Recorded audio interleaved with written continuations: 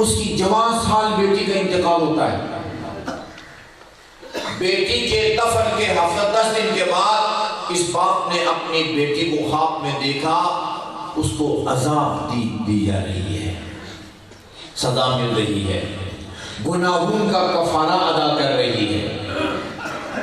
وہ گھبرا کے اٹھا، نہ معلوم بیٹی سے دنیا میں کون سا گناہ سرزد ہوا ہوگا جس کی بیچاری سزا بھگت رہی ہے.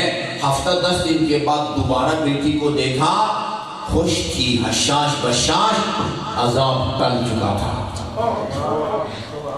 خواب میں بیٹی سے عمر حمید کو پتہ چلتا ہے جب آپ ادھر ان کی اصالہ ثواب کے لیے کچھ کرتے ہیں، ان کی اصالہ ثواب کے لیے قرآن مجید کی تلاوت کرتے ہیں، مجلس منعقد کرتے ہیں، اس میں اللہ تعالیٰ کی حمد و ثنا، محمد و آل محمد پر درود، اہل بیت کے فضائل اور ان کے مصائب بیان کیے جاتے ہیں، اور پھر بعد میں نیاز کے نام سے مومنین کو کھانا کھلاتے ہیں. ان سب کا ان کو پتہ چلتا ہے، ان کو فائدہ ملتا ہے، ان کی روح لواحقین سے پسماندگان سے خوش ہوتی ہے.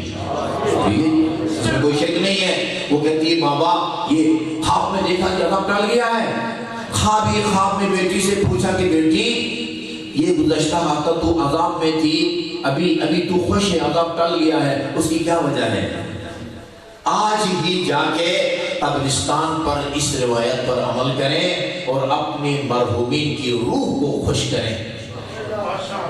کہتی بابا آپ نے جب گزشتہ ہفتے میں دیکھا تھا میں عذاب میں تھی، اس کے بعد اسی ہفتے کے دوران جس قبرستان میں آپ نے مجھے سپرد خاک کیا ہے وہاں سے ایک مومن کا گزر ہوا ہے، اور گزرتے اس نے ایک مرتبہ محمد آل محمد پر درود بھیجا تھا، اور اس کا ثواب اس قبرستان میں دفن مومنین کے لیے ہدیہ کیا تھا.